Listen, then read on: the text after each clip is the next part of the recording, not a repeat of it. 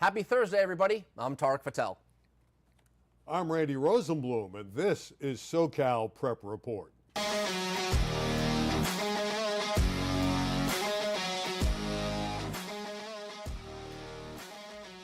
Can you believe the monsoon we're having today in Southern California? The pouring rain, my drive here to Santa Fe Springs. All right, it wasn't that big a deal. We needed a little bit of rain in SoCal. We also need Tarek Fatal to talk about prep sports. Did the rain bother you on the drive? You know, I did 2 years in the Northeast for school, and that's real weather. So I think it's okay to be out here with a little bit of weather here in Southern California. However, the rain starts to fall, and people don't know how to drive out here. So that does happen. What doesn't normally happen is Mater Dei losing football games, and it happened last week. And I said, I believe going in, this was a picket game. I thought they were in a tough spot. And they go to Corona Centennial. They play a horrible first half. Give the Huskies all the credit in the world. And you can see Mater Dei, they climb back in it, but then they end up losing down the stretch 42-36. Look, social media was kind of going nuts. It was 28-0 at one point, and then 28-7, 33-7 at halftime. Everyone's thinking, here we go, Centennials are rolling. But then Mater Dei scores 29 unanswered to take the lead in the third quarter. And then now it's the other side. Uh-oh, how could the Huskies blow this? And they don't. They find a way to get back on track. Credit to Matt Logan and Coach Dominic Catalano. They drive, they score a touchdown, and then there's obviously a game-sealing interception. I know we'll get to that in a second. But what a great high school football game for all of America to enjoy, really. Really was. Give Catalano, the younger Catalano, credit for engineering the Huskies and scoring that many points against Mater Dei's defense. But on the other side, the Monarchs, they lose 5 fumbles. They really didn't deserve to win the football game. There was the controversy. Is it a catch? Is it an interception? And it became a pick. Yeah, I think, man, you know, there's so many, these are the rules, and one official comes in, and as you see here, Ryan Hopkins tosses it up. This is on the ensuing possession after the Corona took the lead. So basically the Monarchs are trying to win the game, and look at this, man. Oh, that is close. And I tell you what, we were talking about it before the show. It gets eventually called an interception, and it wins the game for the Huskies of Corona Centennial. However, if it would have been called a first down, you know, Monarchs keep the ball, and I don't know if that would have been too much. It would have been just as controversial, but I don't think anyone would have really scoffed at it. That's a hard decision on Sundays. I mean, wouldn't you agree? Yeah, well, they have replay. There's even no with replay in high but I'm school. saying even with the replay, that's a tough call to make. You'd have to go into technicality to decipher. There has to be conclusive evidence. There you go.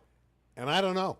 In the old days, it used to be tie goes to the runner in baseball. We're not seeing that all the time anymore. And if they went up with simultaneous catches, offense gets the offense gets the football. That's the common thought process there, but who knows? And I'm not arguing with the call.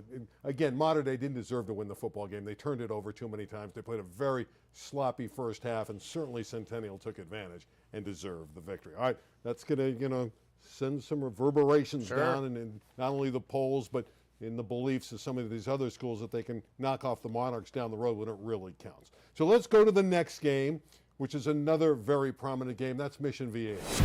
They had to go to San Diego to play a terrific Lincoln team. Lincoln led in this game in the second half, but Mission Viejo showed its mettle and pulled it out. Yeah, this is a Diablos team that's playing some of the best high school football maybe in the country. And to get 2 out-of-section victories in a row and those teams be section powers, right? So Folsom. I kind of always blank on what section they're in. There's so many in the Northern California area, North Coast section or whatever it may be, San Joaquin. I always forget. Point is in their section up north, they are the team to beat. And then San Diego section, it's all about Lincoln. So for the Diablos to get those 2 victories is impressive. It spoiled your year, though, because had Lincoln won, it would have changed the playoff construction, wouldn't it? Yeah, I think there would have been argument where, to be quick about it, the Southern Section Division I champion always generally gets a bye for that regional bowl game straight into the Open Division Championship. Well, if San Diego Lincoln maybe beats Mission Viejo, runs the table, maybe the Southern Section Division I champion plays the Open Division champion from San Diego before representing the South in the Open Division State Championship. I'll tell you right now, that is now not going to happen. That is off the table. Yeah, it's off the table. Tarek said last week on this program, Sierra Canyon's playing the best football in Southern California, and they were impressive again against Downey. Dominated them. Yeah, the defense is just unreal. I mean, the defensive end, Richie Wesley, going to Texas, is basically a man-child, and such a nice kid. He's a really fun kid to talk to. For all media members, I would definitely recommend an interview with him. However, you know, Downey is a formidable team, high-octane offense. They were 3-0 coming in, and Sierra Canyon made them look mediocre, which I believe is an indication of how good Sierra Canyon is. Last ad.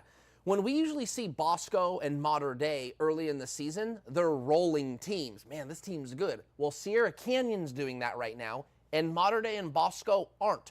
Bosco's playing better than Mater Dei, but the way they're rolling good teams, and I'm talking about Sierra Canyon, makes me feel like maybe that gap is a little closed. The impressive aspect of the game was Oscar Rios, the brilliant quarterback at Downey, who normally throws for 250, 300, 3-4 touchdowns a game, was shut down. I got the number right here. 3 of 12 for just 32 yards. That is great defense by the Trailblazers. That's the most impressive display by Sierra Canyon in that particular contest. Next game, Olu Gardena Sarah. Now what's striking here is the difference. Sarah started out the year winning 2 games, shutting out people, looking great. Yep. Olu just rolled them. Yeah, and I think not the end of the world for Sarah. Look, Sarah to me is one of those teams where despite how good they might have been, they weren't going to be in Division I anyway. This is a Division II program, so even with a couple losses in a row or maybe one down the line in the Mission League against Sierra Canyon, they'll still be in Division II. So they're in this space of the rankings where there's really not much to grow up, and they're really not going to fall too far down because of the teams they're playing and their strength of schedule. So yeah, not great right now for Sarah, but they play Oaks Christian next, and that team's not doing all so hot. So I think the Cavs will get back on track on Friday. Boy, that's really going out on a limb. He's right. Low-hanging fruit, huh? Low-hanging fruit. All right, no low-hanging fruit here with Servite at Notre Dame out in Sherman Oaks. This is a really good game.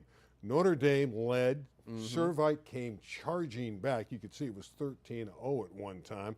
And a home loss for Notre Dame. Yeah, I was at this game on Friday, you know, out in the Valley. I thought, how can I go see a Trinity League team?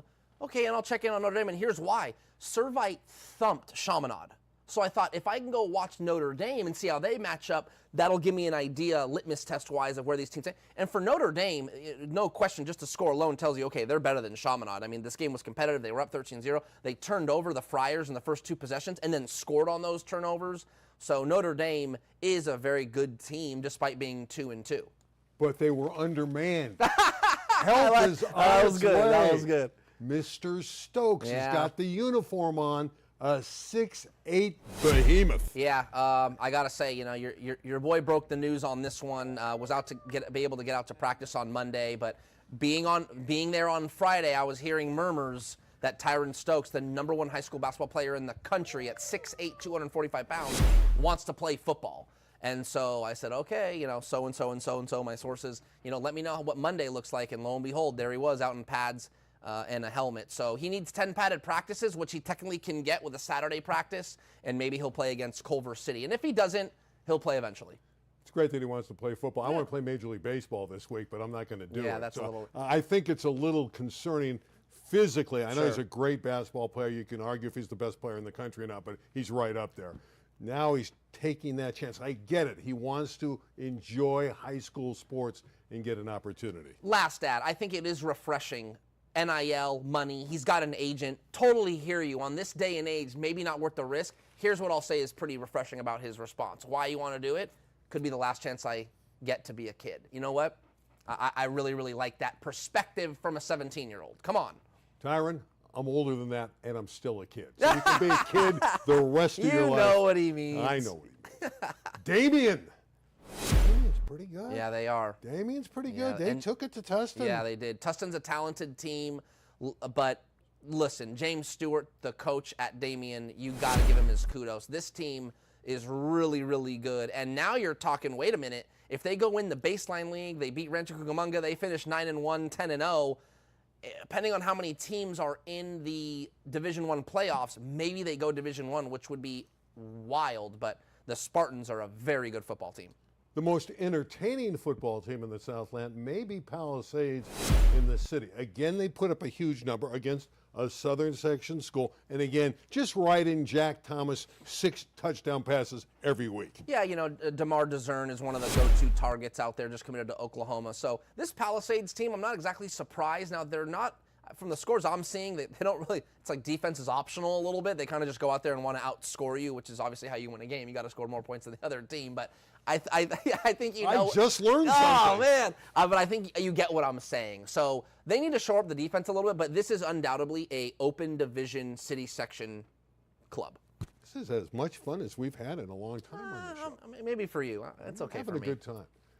You would have had a good time at Banning and Garfield. This is really 2 of the better teams in the city section. Banning's 4-0 now. Garfield has the great Cesar Reyes because he plays on both sides of the ball, runner, and he's a linebacker, makes a gazillion tackles. But Banning gets the win. Yeah, this is one of the more respected rivalries in the city section. 2 heated, not heated is not the word, 2 passionate fan bases within their communities. Anytime Banning and Garfield get together, it's generally a good game. How much better can you get than a 1-point result in the difference? So 21-20. Kennedy and Granada Hills, they're neighborhood rivals. They played last week, and Kennedy got by Granada Hills. This was a very low-scoring game for a long time. It broke out a little bit more offense in the back half. I expected a higher scoring game, but Kennedy wins it, and the Cougars improved to 3-1. Yeah, I think this was a tale of 2 styles. Kennedy likes to air it out. Diego Montez, the quarterback, kind of does a little bit of everything, runs, passes, and then Granada, they just, you know, cloud of dust, and like they run like the veer and all these different. You've obviously been to the Kennedy Field because it is literally a cloud of dust. Yeah, you know, Granada Hills just kind of attacks you with the run, and that's it. So the passing game wins the day. Let's check out Tarek's CIF Southern Section top football teams. There's 10 good ones here. Number 1 again, St. John Bosco. What strikes me, 2 things really. Mater Dei going to number 5. Right. You really think they're only the 5th best team? Maybe they are. Right. And Sierra Canyon, who you on this show last week championed as the squad that was playing the best football in SoCal. You have them ranked 6th. So look, when you're making rankings, you have to. There's 2 things you have to do. You have to ask, what have you done for me lately? And so when you look at results and who's beaten who in high school football, that matters, right? So if I'm looking at this, and this is a very nice look here. Shout out to our producers, you know, Larry Zavala here for more importantly, he's keeping track of the weather on camera too with the rankings. He's keeping track of the weather. Leave this up for a time. second. Point is Mission Viejo beat Santa Margarita. Santa Margarita beat Corona Centennial. Corona Centennial beat Mater Dei. Stop with the comparing scores. You have to. In high school football, that's how you have to do it. Okay. You can't. I cannot justify putting Sierra Canyon above those teams when they haven't played any of those teams, or even a common opponent, that for that matter. So that's the way it has to lay out. They all do it. That's just how it goes. Bosco's the only one that gets the nod, not having played. To be fair, because your question's good. St. John Bosco hasn't played any of those teams. So they're like, okay, so why are they number 1? Well, they were number 2 the whole year, and they have quality wins over out of state. St. Francis there you go. So boom, they're almost not even part of the equation because they're kind of separated by being that number 1 team. So that's my justification. You can disagree with it all you want. That's fine, but then you'd be wrong. I like Tarek a lot, and he has a gazillion jobs, but we disagree on a lot. No, that's fine. Disagreeing's fine. Yeah. Okay. You got to be. Steve Fryer once told me he's been doing it for 40 years. Hey man, as long as you can defend it. And he's been disagreeing for 40 years? No, I'm saying he's been doing high school sports coverage for 40. And he just says, look, you write something, you do rankings, as long as you can defend it. And I can. Doesn't mean you have to agree with me. Okay, let's try to defend our top performances this week. Do you think there's any defense needed for some of these great outings? Let's start with Ethan Mund. Yeesh. He's running back at Troy High School, 329 yards, 6 touchdowns, and a victory over Foothill. Jaden Jefferson, really good quarterback at Cathedral. You can see the numbers there. Over 400, they 5 lost touchdowns. to Simi Valley? Is that accurate? I'm not even. Well, yeah, I wouldn't lie about that. No, that's crazy. See, Kissimmee Valley is not good this year, so that tells me that Cathedral's really struggling. Taylor Lee's here every week. He just in 350, 400. Just leave his name there and just change the details. Yeah, we don't have to keep him in there for next week. Moving on with some of these top performances, and there's a couple more we have. Seth Solario, the quarterback at San Pedro, Bell's struggling, so it's not surprising that San Pedro and Solario had a big game, but congratulations. 5 touchdown passes for a team that runs is pretty cool.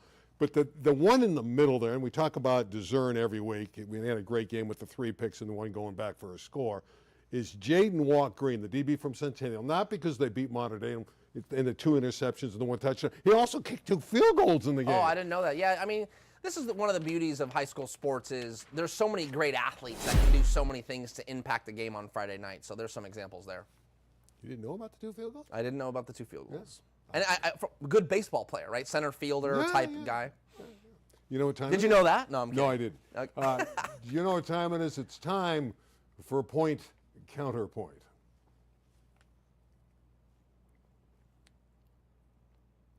And we know that the playoffs in the CIF Southern section are down the road.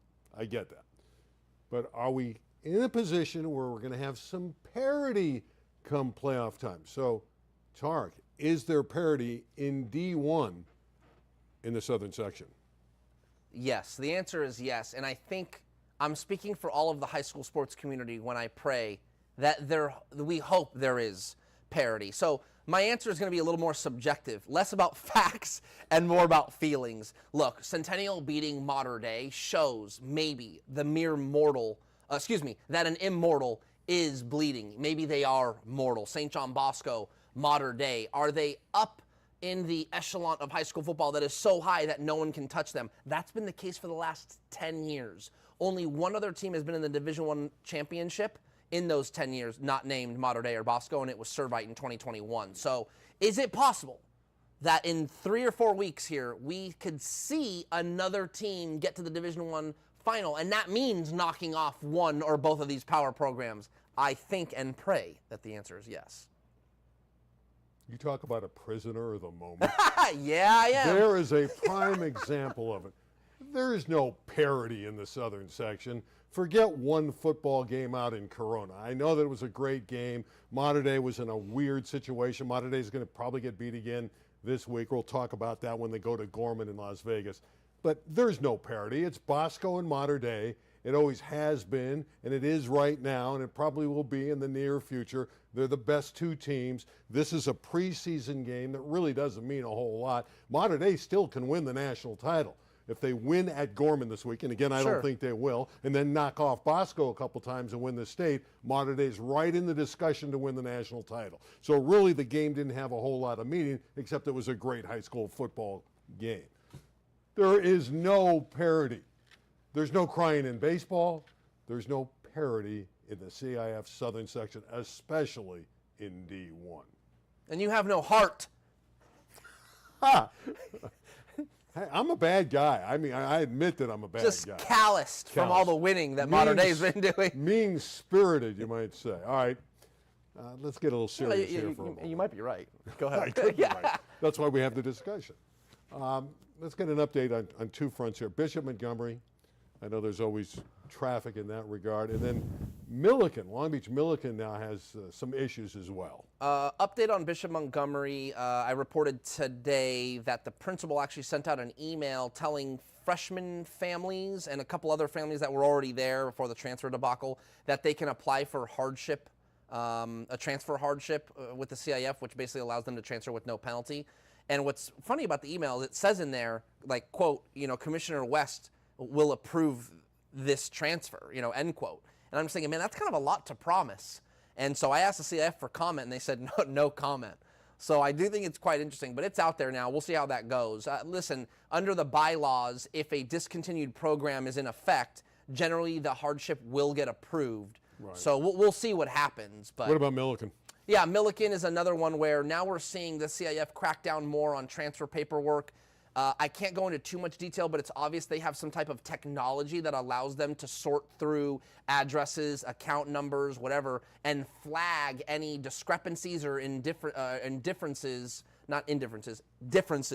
between paperwork already filed with a student athlete, so on and so forth. Point is they're finding stuff, maybe not even current, but, oh, this is your second transfer? What's interesting is we found some inconsistencies in your transfer when you were a freshman or a sophomore, and now you're going to get penalized for it. So Milliken got hit with bylaw 202, falsifying info, and I think 8 players got deemed ineligible. Here's a quick note. We got to discuss a little baseball here in a moment as well. Jordan Davidson, former Mater Dei running back playing for the Oregon Ducks, had a good game last week, 40 yards. Also a Duck from St. John Bosco. We got Bosco and Mater Dei. Peyton Woodyard. Oh, yeah. He had a nice Woodyard, game, too. 13 tackles in the win over Northwestern. Just a shout-out to a couple of alumni from both Mater Dei and St. John Bosco. I do want to talk about this baseball note. There's now a baseball blackout period for high school kids provided by Major League Baseball. They will not apply scouts Interesting. to see kids play. They want a blackout period so they don't hurt their arms. Now, kids can go out and perform on their own, but they won't have scouts or schools or any of that being looked at. And that goes from October 15th all the way to Jan 15th, a 3-month period. They want to preserve the arms of the kids. Yeah, I think the effort is well intended, right? For the MLB to send the ripples down through the grassroots and make sure that these kids are limiting how much they're throwing. And I think thinking about their futures in mind, I think it's a valiant effort. Does it necessarily mean it'll stop? No. Could it help? Yes. Key games in the Southland. Prep football, the first key game's not in the Southland, it's in Las Vegas. So if you want to take a nice trip, it's Mater Dei at Bishop Gorman. Gorman is the favorite here. Yes, they are, and I think they're going to win. I think Mater Dei is going to lose twice for the first time, I think, since 2014, the last time they lost twice in a row. So Mater Dei's got some questions to answer, and we're going to see that first quarter is going to be very interesting in Vegas. I do think the Gales win the game. I agree with you there, but it's interesting. Will we see the Mater Dei team that couldn't do anything right, or will we see that team that was in the third quarter that played like a number one team in the country? But I agree. I think Gorman's too tough. All right, next game, St. John Bosco playing another heavyweight, arguably the best team in Hawaii right now, St. Louis. Yeah, I think they are the best team in Hawaii. They beat Kahuku, the defending champions out there, and they beat them pretty handily. I think 20-0 along those lines. So St. Louis is the team to beat in Hawaii. Corona Centennial has to get the cobwebs going here a little bit, clear it out, because they had that big emotional victory over Mater Dei. Now they get a team that might be the best 1-3 team around. Yeah, Rancho Cucamonga certainly started off the best 0-2 team maybe in the country, and then they got a win, and then I think they lost to Chaparral most recently, if I'm not mistaken. I could be wrong on that one, but point is they've shown a little bit more susceptible to a loss, and I think that's because their quarterback, Jacob Chambers, is a little banged up. I got to tell you, we're doing the show now live at noon 30, 12:30. You know that if you're watching it at this moment. But then we replay the show at 9 o'clock tonight, which we used to do live at that slot. So I'm giving away a little trade secret. I have to do it because Tarek's going to the next game. I guess it was possible because he has so many jobs, he could be at 2 places at once. But Sierra Canyon and Olu, you'll be at Orange Coast College tonight. Yeah, I think this is the best game locally of the week, and that's because we're going to see, this is Sierra Canyon's toughest opponent. Orange Lutheran is very good. Went toe-to-toe with Basha, the Arizona State champion, a couple weeks ago and lost by a touchdown. So I think for Sierra Canyon, people that think they could be the challenger of the Mater Dei and the Boscos of the world, they're going to have to show it with a convincing victory over Orange Lutheran. And what's funny is if Orange Lutheran beats Sierra Canyon, it's not like Orange Lutheran becomes a challenger. Unfortunately, it just deflates whatever energy Sierra Canyon had. So it's kind of odd how it's working right now. Who's going to win? You're going to be there. Oh, I think Sierra Canyon's going to win. I think Sierra Canyon is the favorite though on the road. The question is, by how much? Well, how much? Give it to us. You're the expert. You have 6, 7 jobs. You got to be able to figure it out. I think if they're anywhere between if they win anywhere between 14 and 21 points, like a 17-point, 18-point win, that would be very, very. Anything more than that would be a huge statement. But if they could win by 2 or more touchdowns, I think that would be very convincing. So if they win 30-20, that won't satisfy you? You'll be disappointed with the Trailblazers? No, I wouldn't be disappointed, but it may not appear they are the juggernaut that it'll just make them look, oh, okay, they're as good as Orange Lutheran. And we know Orange Lutheran ain't beaten Mater Dei and Bosco. That would be the notion. Doesn't mean it's true, but that'll be the takeaway from it. I don't know if that's, I'm rooting for it to be more. I don't know if that's true. I think they might have a chance down the road. I think so too. I'm just trying to. I mean, give Olu some credit here. If Sierra Canyon wins handily, it will add more luster and fun to the opportunity that they could maybe beat Mater Dei or Bosco. I want to give you luster. I want to give you fun. I want to give you Beaumont and Vista Murrieta. Candidly, I don't know a whole lot about these two teams, but I do know they're both 3-0. Jeremiah Doohoo is the quarterback at Beaumont, and he can do it with his arm and his legs. Dual threat monster out at Beaumont. The Cougars are rolling. Here's an intriguing one. Banning and Palos Verdes. It's a crossover game. Yeah. You got the great quarterback Ryan Rakowski out at PV, and Banning had the wonderful win last week over Garfield. I think Palos Verdes is going to win, and I don't think it'll be close. I think Palos Verdes will win, but I do think it'll be fairly close. I don't think Banning is a physical football No, they team. are, but Palos Verdes has played some really good teams that Banning has not. Okay. I can't argue with that. Yeah. How about Palisades at El Camino Real? The Royals are ready. Yeah, the charter, the battle of the charters. I think ECR is turning a corner with Rick Hayashida back at the helm, and that's fun. Their best player is a running back who's a freshman, which is kind of cool. So they've got a nice tandem of seniors that are listening and trying to help the Royals be a little better under Hayashida. But they'd never seen speed and athleticism like Palisades, so Palisades is going to win the game. But you just said it earlier on the program, Pally can't stop anyone. It makes it an interesting game. Yeah, I think they have enough to get off the field a few times. ECR is going to score maybe 3 touchdowns. Palisades will score like 6. Final game we want to look at is Santa Paula at Narbonne. Now, this is an interesting game. Santa Paula's 2-1. Narbonne's 0-4. It'll be live at 7 o'clock on our air here tomorrow night. Narbonne's got better athletes, but they're banged up. Don't have their normal quarterback in. He's out injured, so they're going to have to use another quarterback. Santa Paula is a disciplined, lower division team. They play like D11. They've won 7 games the last 3 years.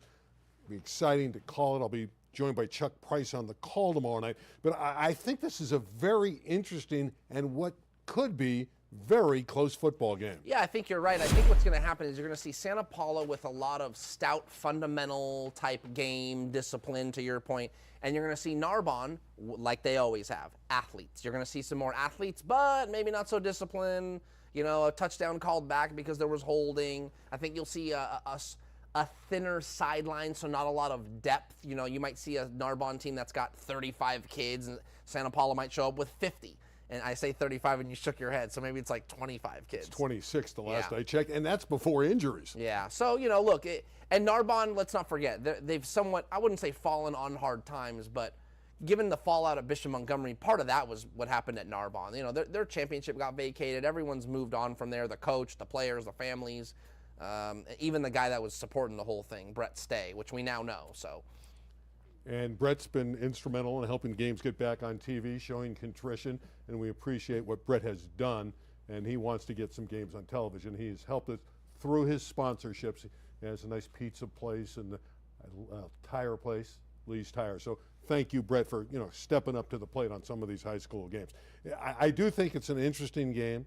And I think it's good that these kids get an opportunity to be on television. Yeah, anytime these kids are on television, that becomes more special. So not only can they watch it on TV live, but I'm sure there's other avenues of it like YouTube or on LA36.org. That is true. Good point. Doug Bledsoe, by the way, the former North Hollywood coach, my old stomping ground, is the head coach at Narbonne. Good guy, will get the program steadied up, and I think they'll be good down the road. Obviously, Narbonne's got a long way to go. Yeah, they do. And he knows that, so I think he believes he can get it turned around. Well, clearly he's got a heart for young people and a heart to rebuild and rebuild it in his vision. So they'll do it the right way. They ain't going to go down that path anymore. The Gauchos, they'll be back. You're always back, so you'll be back with us next week. Correct. Trying to fit us in your schedule with your different jobs. Maybe. And we appreciate that. The Fatal Factor is doing really well. Monday night, 8 o'clock. I know that. Oh, Monday at 8, the Fatal Factor, but more importantly, we'll be back maybe not more importantly, but we'll also be back next week right here, noon 30 on the Thursday, and at 9 o'clock, you can watch us on SoCal. Ooh, we got a rainstorm coming in. The monsoon continues in Southern California. Drive carefully, everybody. For Tarek, I'm ready. We'll see you next time. I was trying to do this to the camera. I don't know We that need to I'm bring gonna this get back. home. Did you ever do that before? Back in your